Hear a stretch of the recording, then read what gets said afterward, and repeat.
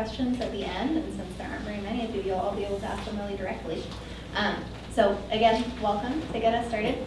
My name is Meredith Pelray, and I am the Humanities Career Engagement Specialist. So I work in the Humanities Division, and I plan events like this, and I do career advising with students, all things career related basically for everyone in the Humanities Division. Our panelists with us today are on Zoom. We have Annette Marinas, who is the Arts and Humanities Librarian. We have Daniel Story, who is a Digital Scholarship Librarian. And we have Kelsey Knox, our University Archivist. So the plan for this afternoon is we'll have some planned questions here, our little panel talk at the beginning. And then once we wrap that up, I'll turn things over to you and invite you to ask any questions that you might want to ask that we don't get to in the course of our conversation. So to start us off, I will ask each of you kind of one by one, maybe we can start from Annette and then work our way over, to describe for us your professional trajectory from your undergrad education to the job that you have now.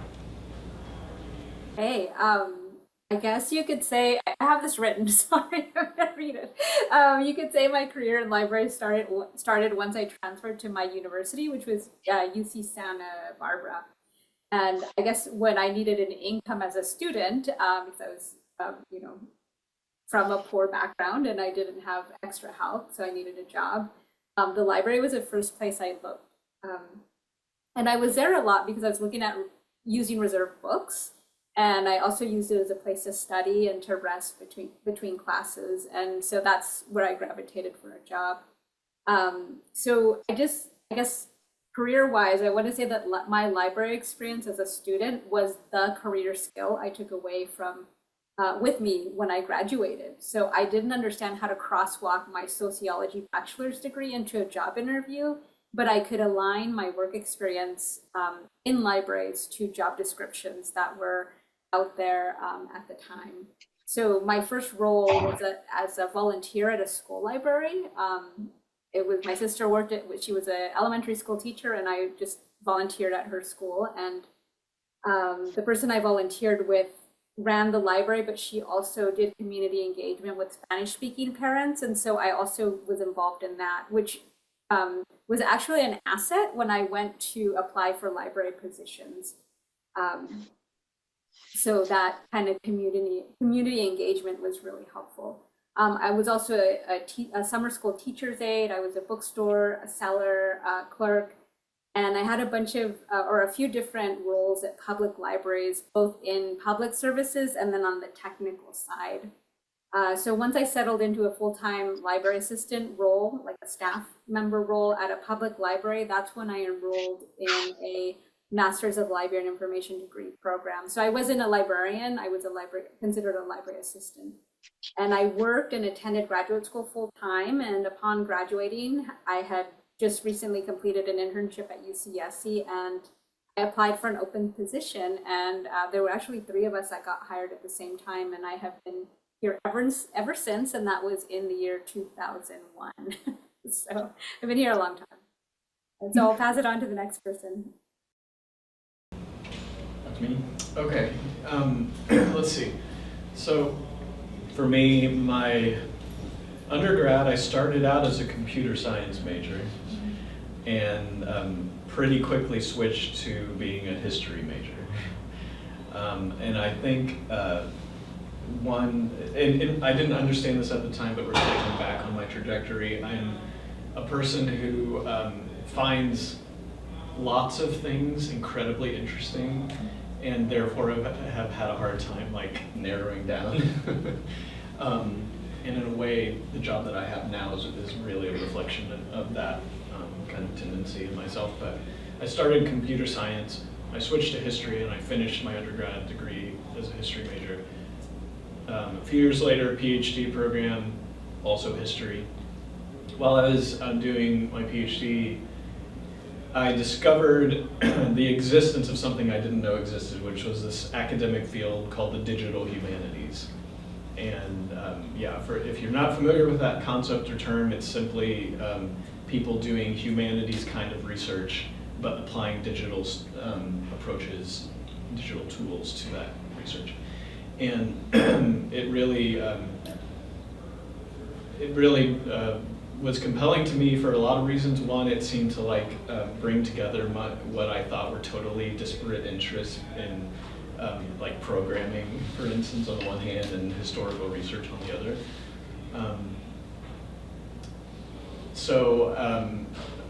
While I was in grad school, in pursuing this new interest in digital humanities, I ended up eventually working at a place called the Institute for Digital Arts and Humanities, which was at my university. It was based in the library there, and it was co-directed.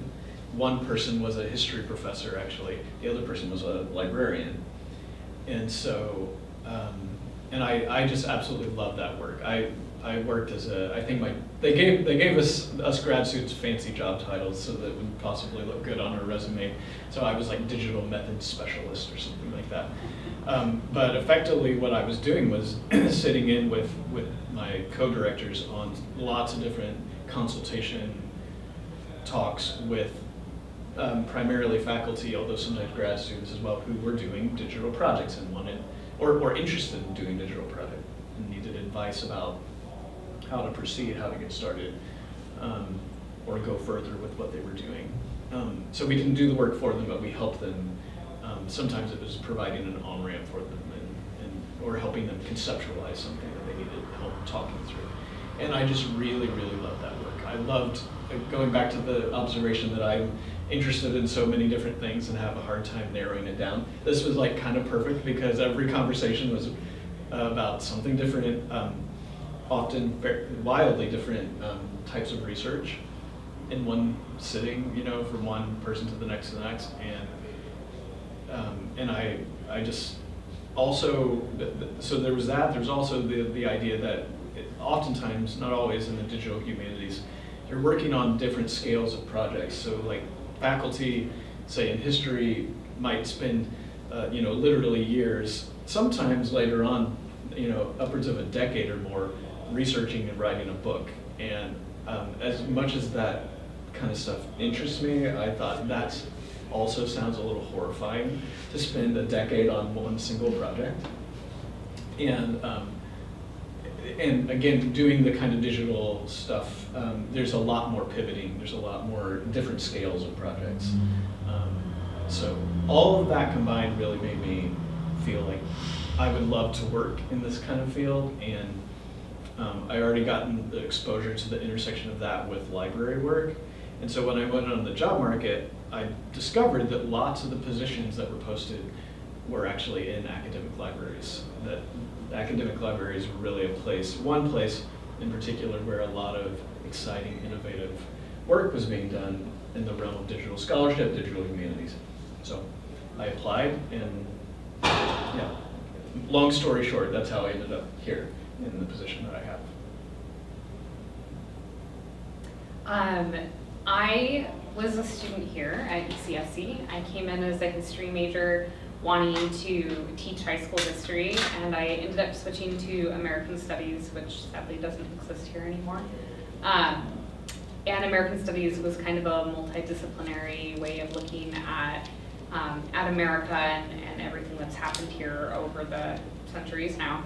And one of the classes I took my sophomore year here was called What Documents America? And I and most of the other American Studies majors that enrolled in this class enrolled in it because it was a Wednesday night class that only met once a week for 3 hours, and we thought we were going to be watching documentaries the whole time. And then we got in this class and discovered that it was actually about archives, which most of us had never experienced or heard of. And our professor was a librarian at Cabrillo College.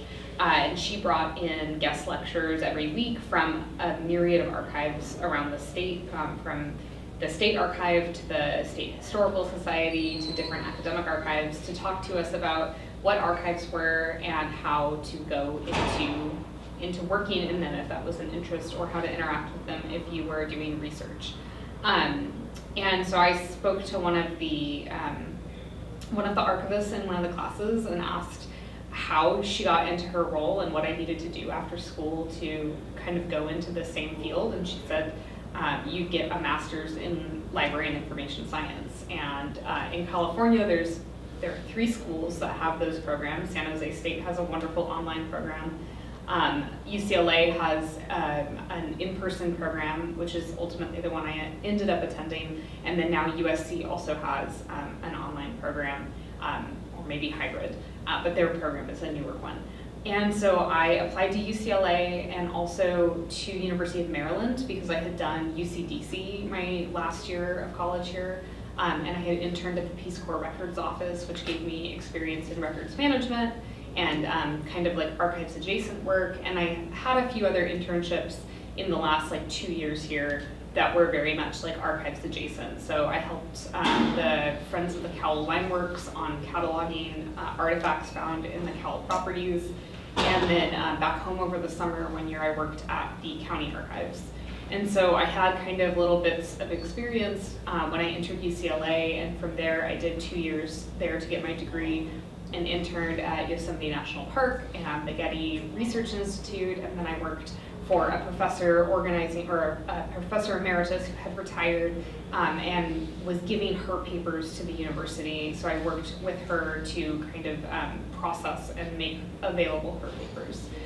So those were all internships I held before I got my degree. And then after I got my degree, I was lucky to land a position in a residency program, which was the only one of its kind that took 3 like straight out of grad school archivists and placed them in different places in Los Angeles. And we rotated through 4 different institutions over a year, working on 4 different projects, which gave me a ton of experience in a bunch of different types of archives, working on different types of projects.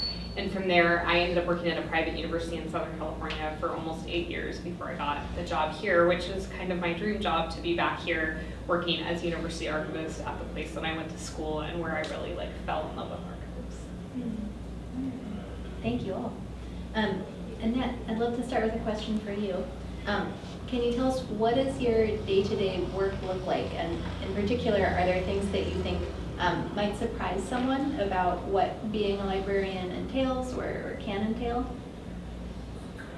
Oof. Yes. So it's really funny. I was not a humanities student, and I can see like the differences in communication style across this little panel so far.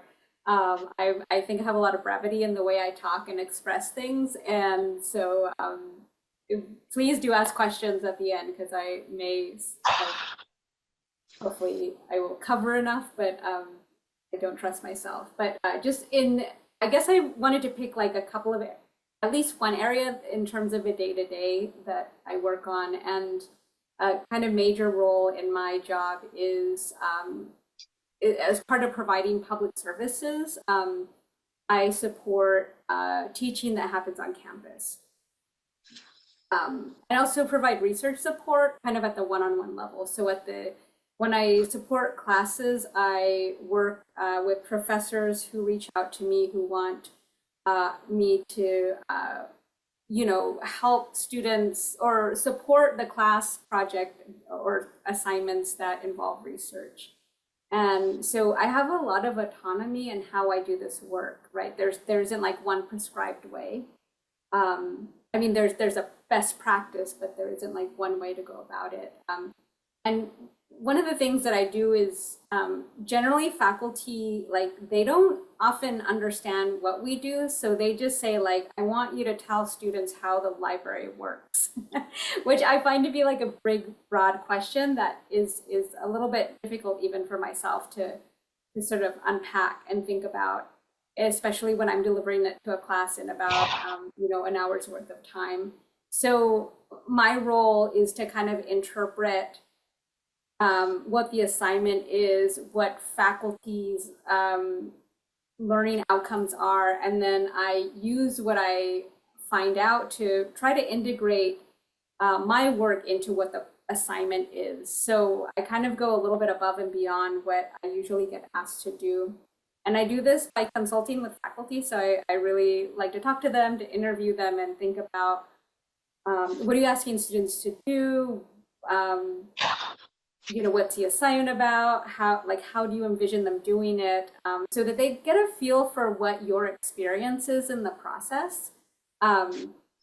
and understand it. And I mean, really what I'm looking at is the ways that sometimes faculty like make a lot of assumptions about what students are able to do in terms of research and what you all understand. And I try to like break that down for them so that they understand like that knowing about the publishing process is not intuitive. Like you're not just born knowing that, or you don't come to the university knowing that as an 18-year-old. So I try to be kind of an advocate for students in that regard. So what I end up doing is a lot of problem solving and thinking about how would a student approach an assignment and what would help them be successful in that. And so I use that information to design learning experiences. And then I get to engage with the work that students do. And then what's left over are sort of like challenges that I try to address when I come to the class. So I don't know if I've taught a class that any of you guys have been at, but that's kind of what I do. I think what I would say might be surprising is that I do a lot of research on student learning to understand kind of what people have done, but what kind of research other librarians have done on this topic, or even educators in general. And I think another something that I think could be surprising, is the professional development that librarians engage in order to kind of learn what are these best practices, what are people doing at other universities. So we do that through participating in conferences, either by presenting at them or attending the talks of other people, and through that sort of kind of part of my job, I get to meet a lot of people from around the world, actually, and just get to learn how to be a better librarian. Another aspect of my job is I'm an arts and humanities librarian, so I think I put it on myself to understand how researchers in these fields do their work. And one area that I'm focusing a lot on right now is art. And so I've used a lot of my travels to go to art exhibitions and understand art libraries and kind of how they function. And I do this so that I could be a better resource to students in those disciplines. And yeah, I feel like arts and humanities are very cross-disciplinary. So whatever I learn for one seems to work for the other as well. So that's kind of a little bit of my day-to-day, just one chunk of it, which is teaching support. Thank you, Annette. That definitely made sense and definitely answered it. Thank you. Kelsey, I'd like to turn to you next. Can you tell us a little bit about what your day-to-day is like, and in particular, what's sort of unique about work in the archives? Yeah, definitely. So my day-to-day varies greatly on the day. A lot of the work that I do is directly working with our collections in university archives, which means not only what we already physically have in the archive, but also kind of going out and bringing more in. So that's how I first met Meredith, was through work with moving the humanities division records over to university archives last year. And a lot of what I do is reaching out to different departments and divisions and residential colleges on campus to make sure that we're capturing the whole history of the university in the kind of materials that we have in the collections. I'm also only the second university archivist, so that work to establish those relationships has not necessarily been done long term. So a lot of what I did in my first year here, which I'm now about to finish my second year, was just reestablishing relationships with departments and divisions that we had spoken to before, but also reaching out to a lot of people in divisions that we had never had any sort of relationship with. And bringing things in is really important, because a lot of the times we get questions about different aspects of the university that we just can't answer because we are beholden to what we have in our collections. So sometimes there's a frustration that we don't have information on every single student board, but we can't have that information if it was never given to us. So I do a lot of work to make sure that we are collecting as much as we can to show what the history of this university is. But once materials are in our collection, I do spend a lot of time making them findable. So that means that from the moment a collection comes in the door, we create what's called an accession record that says how many boxes that collection was, kind of what their contents is, and then our cataloger makes that into a catalog record so that that collection is immediately findable in the library catalog, which is a lot different to how a lot of places do things, which is that in many archives you don't put kind of a formal record up or a collection guide up until the collection has been fully processed, which means someone has gone through it and refoldered it and reboxed it. And there's always a massive backlog in archives because there will never be enough people and enough hours in the day to process all of the material that we have. But I love that here at UCSC we make things findable from the get-go. We do often put notes in those catalog records that say this, these collections might contain potentially restricted material, or an archivist might have to consult it before we serve it to a patron. But we make sure that things are findable so people know what we have. And then another thing, to touch on the professional development that Annette talked about, another thing that those of us in librarian positions are kind of required or encouraged to, but also kind of required to do, is we all serve on committees, and those might be committees within the library or within the university, but they also could be UC-wide, or could be our service to our professional organizations. So the organizations that put on the conferences that Annette spoke of, a lot of us serve on committees that vary from membership committees to the committees that put on the conferences to leadership positions in those membership organizations. So we all spend quite a bit of time doing that in addition to our day-to-day work. And then I myself and most of us have our own research on the sides that we're doing. So we not only serve research to our patrons, but a lot of us create our own research by writing articles, by writing books, by presenting at conferences. So we're constantly doing kind of our normal job and then also like our own side projects as well. Daniel, you started to talk a little bit about what the digital humanities are. Could you go into a little bit more depth about what digital scholarship entails and what your work entails as a digital scholarship librarian? And in particular, I'd be interested to know, are there things that you think that undergraduate students might be encountering or doing in their classes that are under the sort of umbrella of digital scholarship, whether they are currently aware of it or not? Yeah, sure. Let's see. So first of all, to address terminology head on, I mentioned digital humanities, and that is a term that you will find out in the world of academia. Here and in lots of other places, we name our center and the work we do digital scholarship, partly because, mainly because I suppose we are intentionally interdisciplinary. We're not just for humanists. We are here for anybody across the university. In practice, we do get, by and large, people from the social sciences and humanities coming to us, but not exclusively. But anyway, so there's that bit of terminology. But what digital scholarship entails can be really diverse, and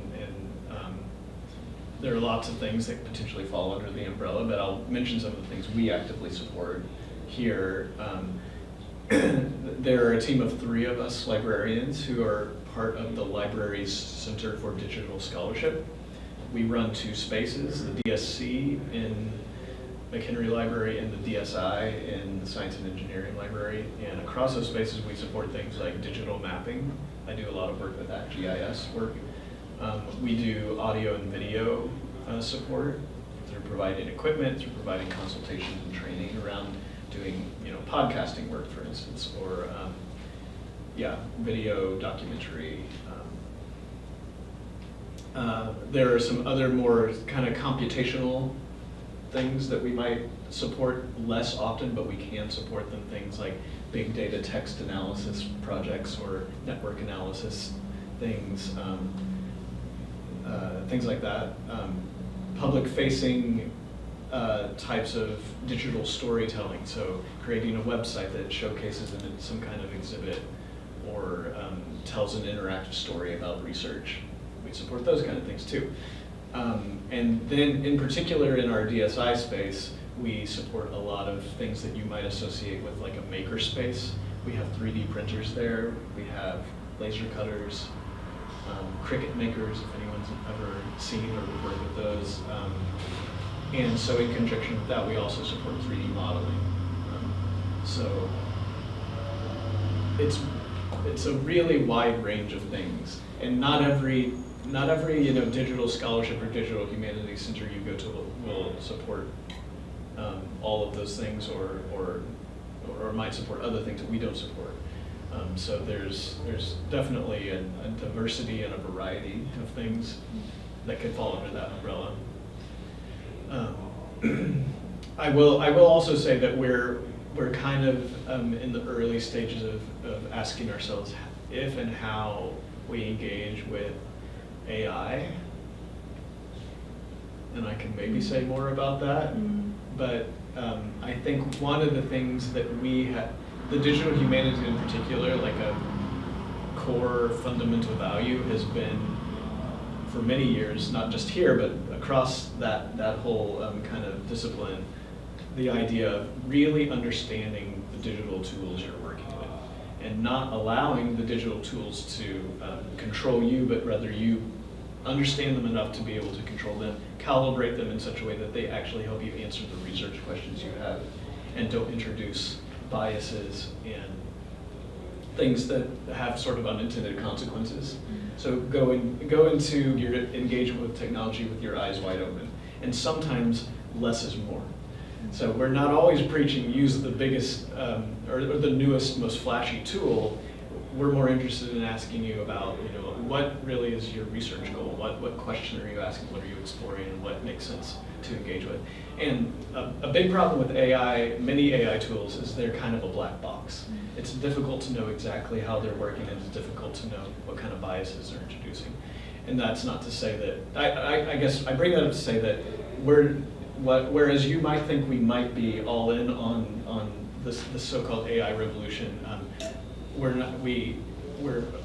I think a strength of the digital humanities is that we're approaching that kind of stuff with a critical eye that, frankly, I don't see a lot of people using right now. And again, I'd be happy to talk more about that. But the things that you might have encountered in your classes that might fall under this umbrella would be, I guess, I could reiterate the things I just mentioned, but sometimes we engage with classes who are doing different kinds of digital projects, creating websites, creating films, and we're there to help students think about the tools or software that they might use, help them get trained up, help them think about project design and project management, that kind of stuff. This quarter, I'm helping classes doing podcasting and short video projects. I'm helping the classes doing a bunch of digital mapping stuff. Those are the kinds of things that if you've encountered these things, it might fall under the umbrella of digital scholarship. But I mean, let's be real. Like, practically every class has some kind of digital component in it, right? I'm less interested as to whether you label it digital scholarship or not. I don't care as much as I care about that critical sensibility I was describing, engaging with technology very deliberately and thoughtfully. That's what I care about. Humanist, right? That's right. Yeah. Annette, I'd like to turn back to you and ask you, can you talk a little bit about the different kinds of public services roles that exist in libraries? And specifically, are there differences between these in academic libraries versus in public libraries? Yes. Just to kind of, put the technology part aside, the areas that fall into public services, there are a few different ones, and then I'll, we're kind of a unique library. We're small, so I think I'm also like really used to how we do things here, but it's not the only way. But in general, on the public services side, any library will have what are called access services, and that's basically when you walk in and you're greeted by a desk. Those are the folks who belong to the Department of Access Services. also known as circulation services. I think that's a term that gets used in public libraries.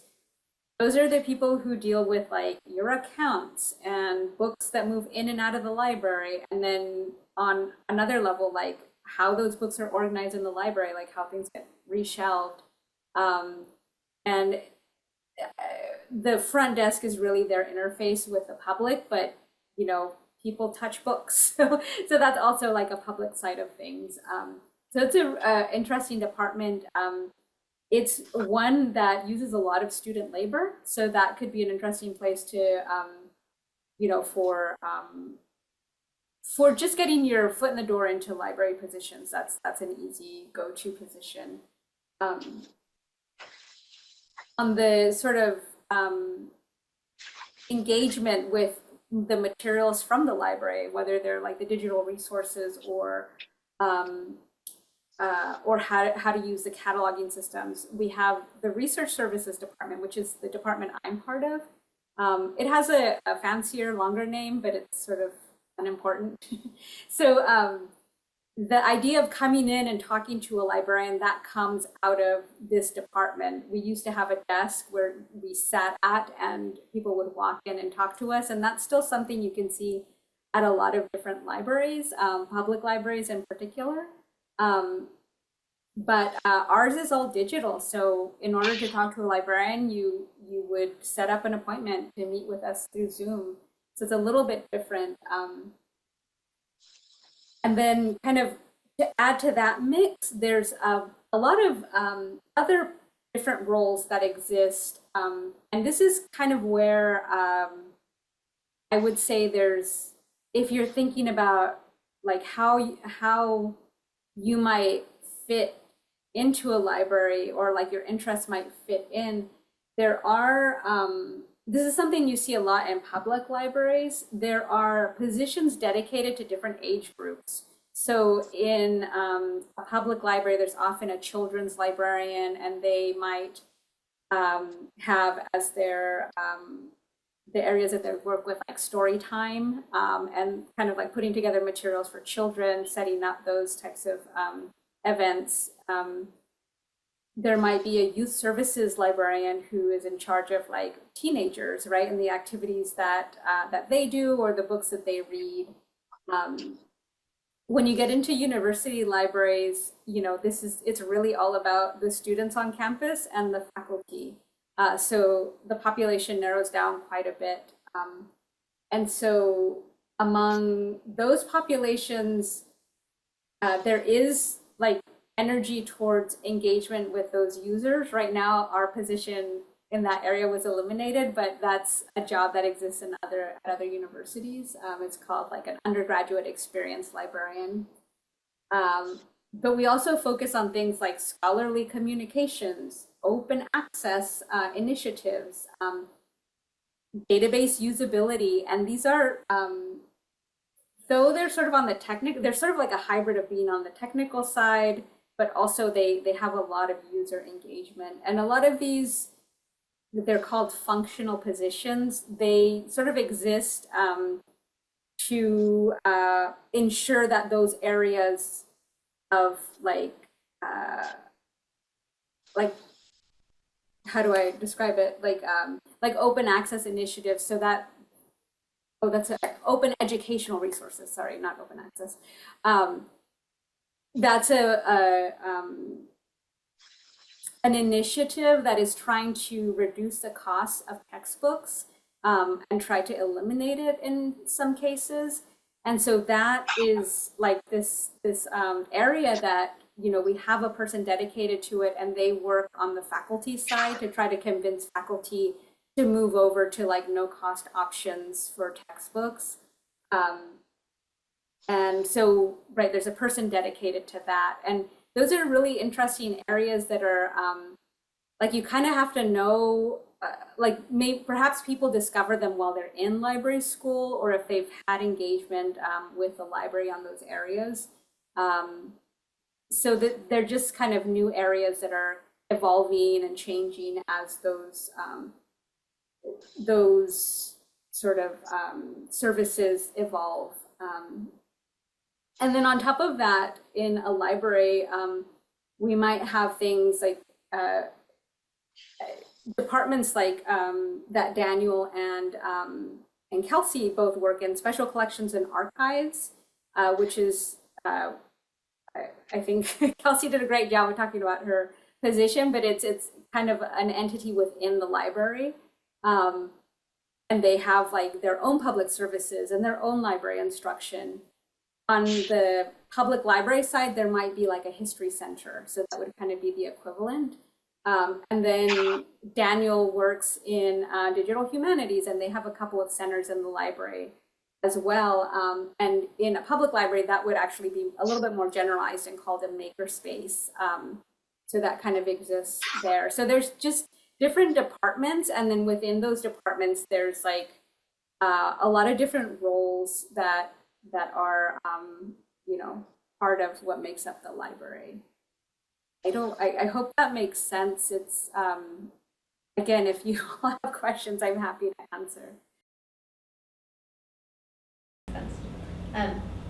Kelsey, I'm going to turn to you with a question that you addressed a little bit in your kind of overview of your career trajectory, but maybe you could tell us in more detail. How did you decide that you wanted to work in an academic library and an archives in particular? You started to talk about that some. I'd be curious to hear more about your kind of decision-making process when you were deciding to pursue your master's of library science, in terms of deciding which school you were going to go to. You talked a little bit about your options. Like, was knowing that you wanted to go into archives a factor in choosing schools? Yeah, so that's such a great question. Yes, definitely.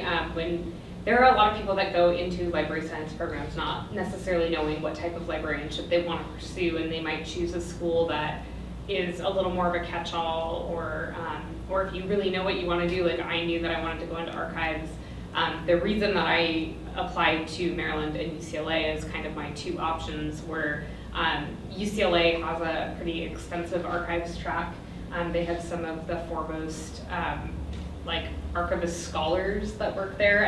I don't think I realized until after I graduated from that program, and people would say stuff about, oh, doesn't Michelle Caswell work there? She's remarkable. She does all this work in community archives. And I was like, oh yeah, she's my advisor. and just the fact that these were people that were like on the other side of the country going to library school who I like very much took it for granted that we have these amazing archival scholars at UCLA.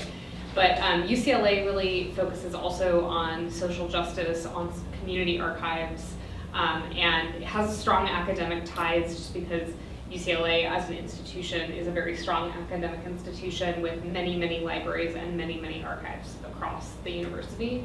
And the University of Maryland in many ways really prepares you, if you go in as an archives student, to work in the government sector. They have a lot of connections to DC, to the National Archives, to Library of Congress, and they really funnel a lot of students into government jobs, which was another thing that I was really considering after interning at the Peace Corps, because I thought, there are a lot of jobs in government archives. So the two biggest, I think, employers of archivists are academic institutions and government archives, and kind of they tend to be, this year maybe not, does not count in that, the most stable places to be employed as an archivist, but we're learning that is really not the case in these times. And so I didn't know for sure what kind of archive I wanted to go into. I had the reason that I got interested in archives to begin with was through actually through corporate archives, through being, I've always been really interested in the history of the Disney company, and I really wanted to be an archivist for them, which is the other reason I chose UCLA, because of its proximity to a lot of the movie studios and the corporate archives in Southern California. Then I learned really, really quickly in library school that I didn't want to go into corporate archives. It is a whole different world. It's very focused on protecting intellectual property, which makes sense because that's how they make their money, but it is also against a lot of the principles that you learn in library school about like freely sharing information and making things accessible. And I learned that really the best place to be with that mindset was academic archives, because that really is our drive to make the materials we have open and accessible to people. So that's kind of ultimately why I decided on academic archives, and that was kind of cemented through also working in the different internships I did, because the majority of my internships were not in academic spheres, and I kind of ticked off all the boxes of like, don't want to do that, don't want to do that. I really didn't enjoy working at the Getty. It was just not a world that I was comfortable in. The National Park Service is wonderful, but the thing with government archives is there's not like you're not guaranteed to be in the same place. People get shifted around. The woman I was working for at the time got like shipped off to another national park, and the idea of like putting all this time into working in one place just to get moved to another place was also really unappealing for me. So academics was kind of the happy medium there of like open and accessible, and getting to kind of choose where you want to be. That in my team, when we're encouraging our students to do internships, which we do a lot of, highly encourage people to do, that's one of the things we talk about, like sample the buffet, Yeah. so you know what you want to go back for and what you know, no, Yeah, not for me. exactly. I'm not going to have another taste of that one. It's actually like really freeing to not like things. To be like, I don't want, that was awful, I don't want to work there, and to just go, okay, I'm moving on from that, and I have these other options. Absolutely, absolutely. So Daniel, as you talked about, you have a background in history, you don't have a background in library science. Yeah. Can you talk a little bit about what your experience was like coming into a library with that academic background, and kind of the process of getting a job in a library and sort of navigating that path? Yeah, so I'm trying to think of how exactly to approach this. I'm definitely, I am part of a minority of librarians who work in academic libraries but don't have library degrees. I think that number is, or at least it has been growing.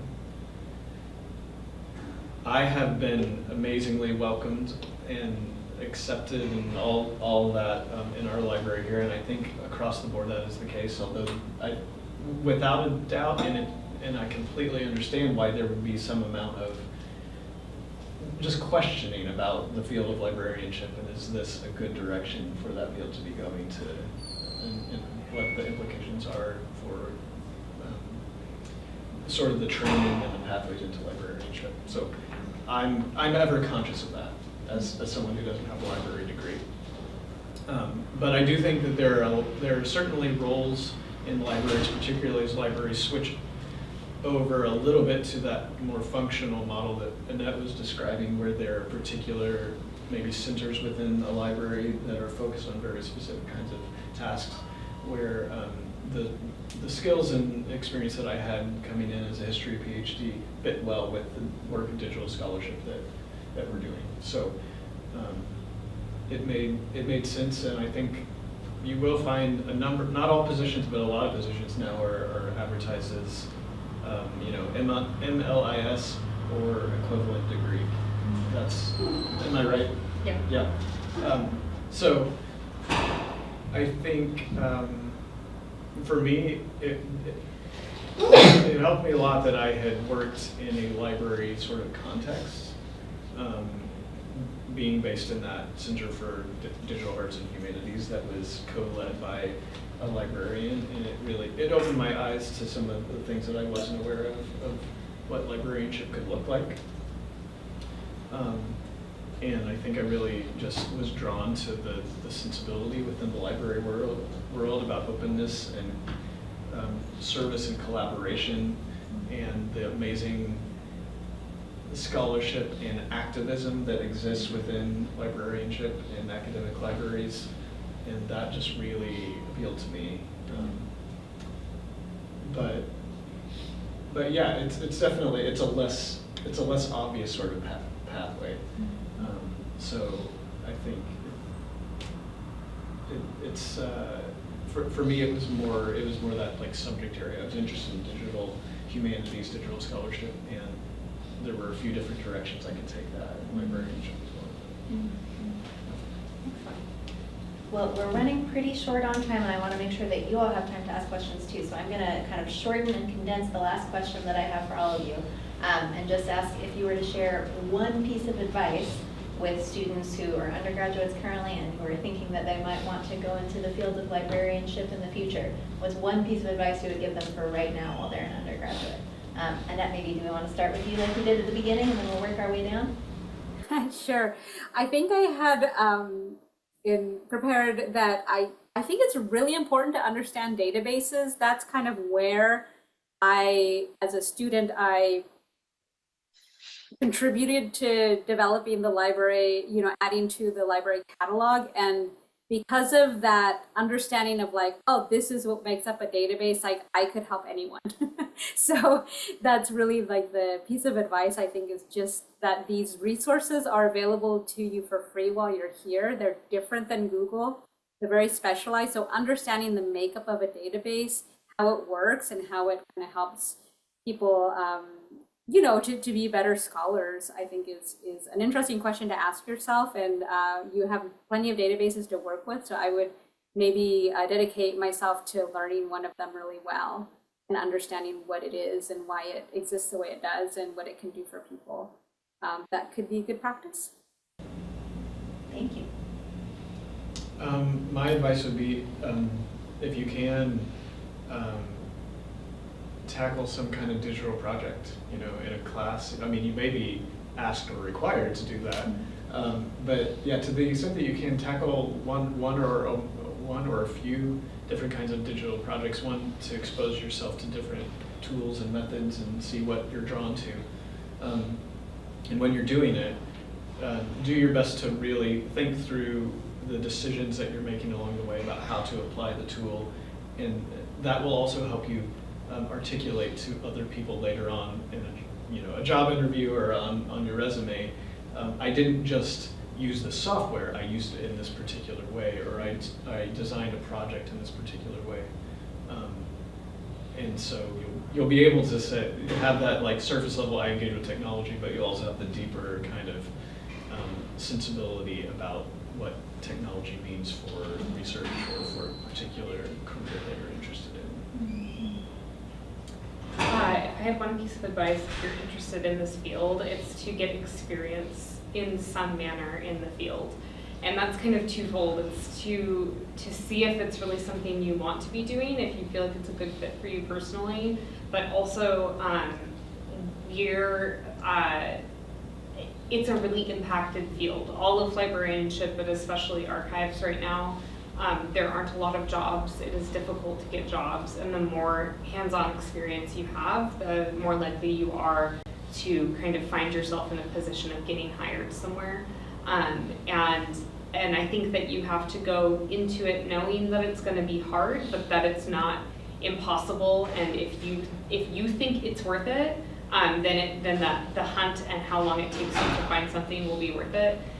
There's a lot of archivists right now that are like, don't get the degree, don't go into the field, it's awful, it's impossible to get a job. And I think that's a decision you have to make yourself and not listen to all the positivity or negativity out there in the field, because I think it's really a case-by-case basis. Mm-hmm.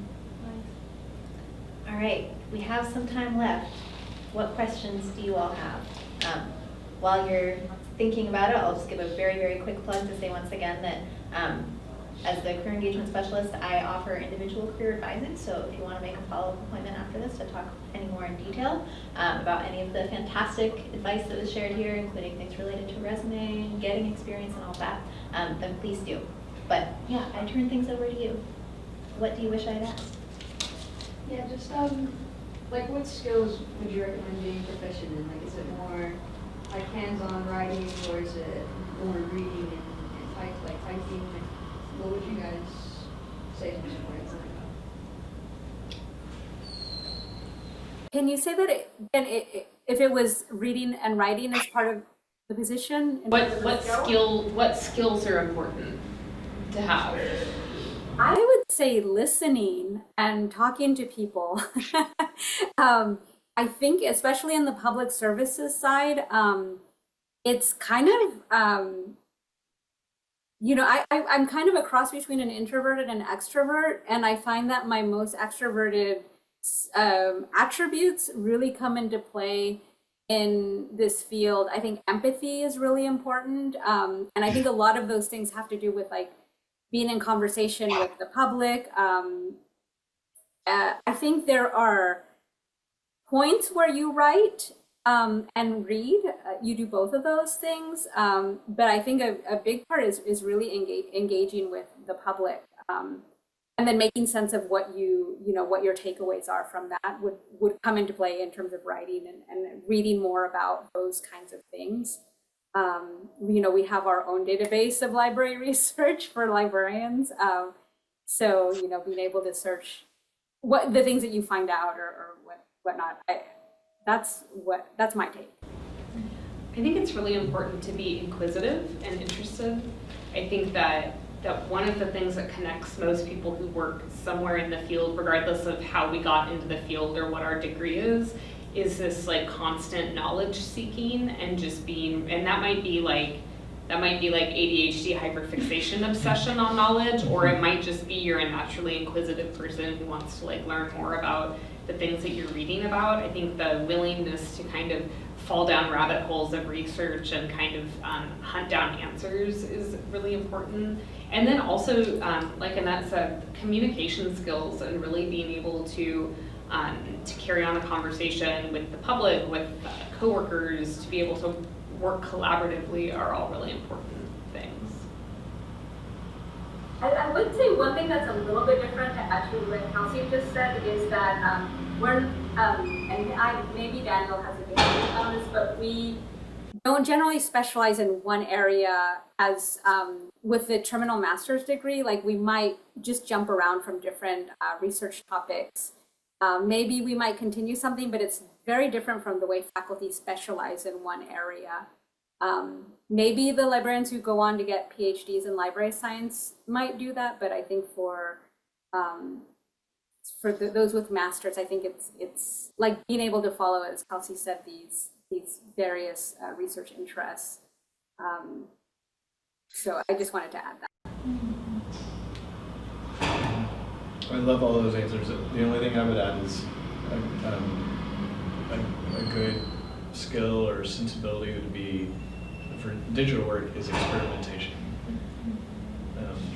which sort of relates to what Annette just said, of moving around and trying lots of different things and not being afraid to fail at something, because you're going to learn more from that probably than if you just succeed all the time. So yeah, experiment. Great question. What else? Yeah. Question.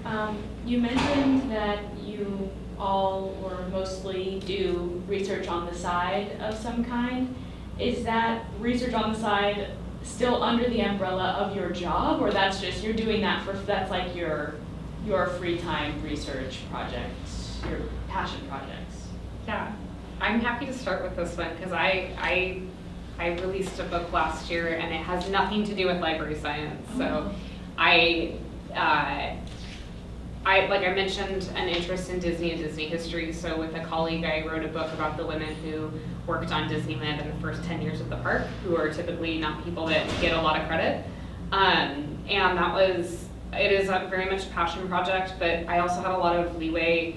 I wrote it mostly at my old job, but I had a lot of leeway in like taking time to go do research, not like a sabbatical level of research, but like because I did a lot of archival research, and archives are typically open Monday through Friday. There aren't a lot that have open hours on Saturdays or Sundays, and so there were times that my boss was really flexible with me in counting that as a work day if I was like gonna go spend a day at another archive or working on the manuscript. So I think that there is still support even if it's not like straight up library science. And my current boss is also very supportive of like those research interests, even though they're not like UCSC based. For me, I do research and creative projects that are part of my job. And for me, it's very much like, I can't very well give good nuanced advice about, audio production and storytelling if I don't do some of that work myself. So there's that kind of synergy. Yeah.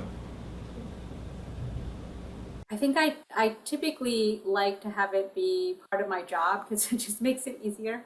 And I think the methodologies are a little can vary as well. You're not following like a particularly. I mean, there are ways of doing research. You can generally librarians use like social sciences research in some areas, but that can vary. I think Kelsey and Daniel are examples of that. But I actually use human-centered design, which is not quite what researchers do on campus. It's more like industry-oriented, and it ends up with like a product afterward. So that's, you know, I'm very geared towards like turning the work that I do into something that's usable on the other end. And so that's the approach I use. Thank you. Any other questions? Yeah. This is more of like a question for the digital archives. But you mentioned that you use GIS. I was wondering like how have you used it, or like what have you used it for? Mm-hmm. Okay, yeah, GIS, Geographic Information Science, digital mapping. I use those terms interchangeably because not everyone knows the term GIS. Well, I mean, before I came to this job, when I was a history PhD, I used GIS to map historical GIS data that I took from historical primary sources. GIS is one of the more common things that digital humanists will employ when they want to understand a particular topic, be that history or something else that has some kind of geographical or spatial component. And then here are the kinds of classes that I tend to support doing GIS. Some history classes.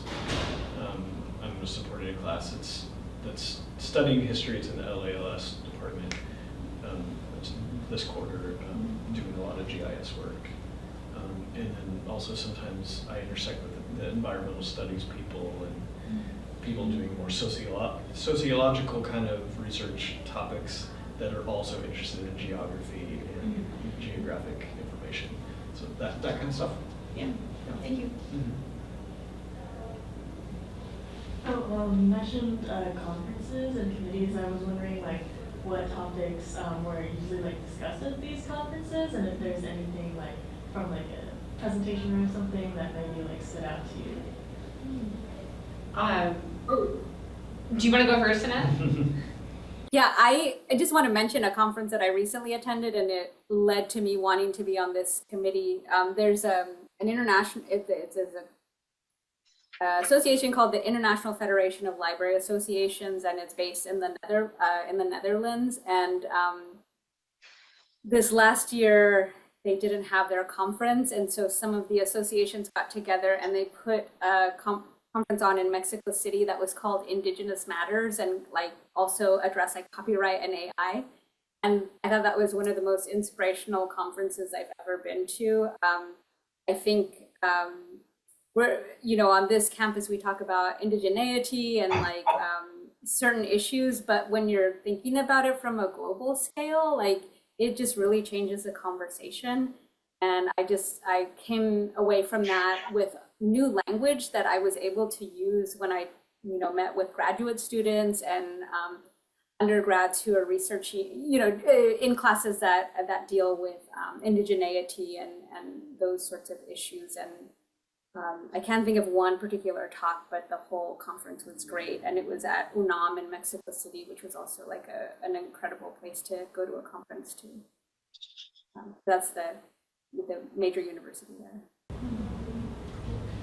So I mostly attend just typical archives conferences that we have. In California, we have the Society of California Archivists, and we have a conference every year that switches between in-person and virtual. And then there's also a national-based conference, which is the Society of American Archivists.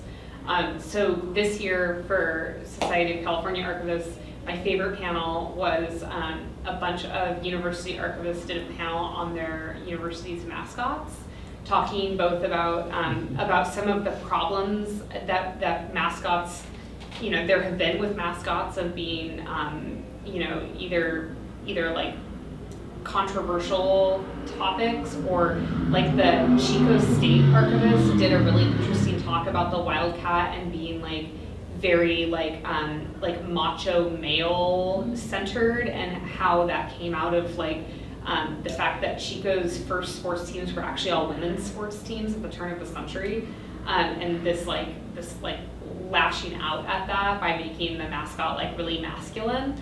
And so that was really cool, just to hear a bunch of university archivists kind of geek out about their mascots, and doing how they did research in their own archives on their mascots, which inspired me to, in the very early days of starting a project about the banana slug, because next year will be the 40th anniversary of the SUA vote that enshrined the banana slug as our mascot.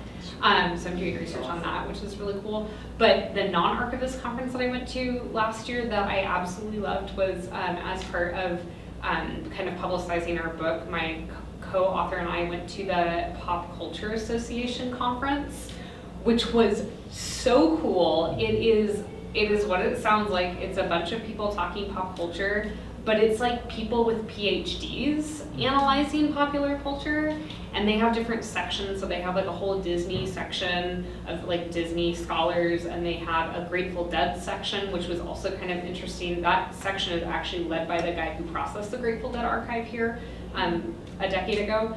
And they also have like a archives and museums section. So I was kind of like, oh, so I can turn this into like every year conference, because I could like present on something that we're doing here in the archive that is like pop culture adjacent. So that was a super cool conference that I would have never known about if it weren't for like researching in an unrelated field and kind of ending up presenting there. So that was really, really fun. For me, I go to a variety of conferences, some of which are straight on digital scholarship, digital humanities stuff. Sometimes I still attend a history conference pretty regularly and focus in on how the field of history is using digital tools and things. And then this summer, I'm pretty excited to go to the first ever Higher Ed PodCon. That's what it's called. Which is a conference for people doing podcasting in higher ed, which is, that's my very specific demographic. So yeah, when it comes to digital scholarship and digital humanities, it's kind of, you can find it in lots of different contexts. Librarians are really good at finding really weird conferences to go to, for what it's worth, in like far off places too, which is great. And super quick, is that's also part of your job? Like as a librarian, you're expected to go to Yes. conferences, or is just something that's like Yes. part of it? It's actually like being like interacting in the field and attending professional development is like a core requirement of our like promotion process. So we get professional development funding, which is not like extensive. It's not like let's all travel to like Europe every year, but that along with there are grants and funding available through like the UC system for librarians and stuff, that allows us to do these conferences and attend both in person and virtual things. Such good questions. Any final ones before we wrap up? All right. Well, huge thanks to our panelists. So grateful to you for spending the time with us. We're a small group, but we can do it. Meredith, I just wrote an article and I wanted to share it I wonder if you might share it with students. Absolutely, yeah. It was written, it's in one of the Library Association journals, and it's called Interdisciplinary by Design, Envisioning Libraries in 2025. So this could be something interesting if you're, thinking about what the future of libraries are. I don't know that we're necessarily going to follow this pathway, but it might get you thinking about how the leaders in libraries are thinking about what the next phase is. So yeah, I'm sharing that in the chat, and maybe Meredith can pass it along.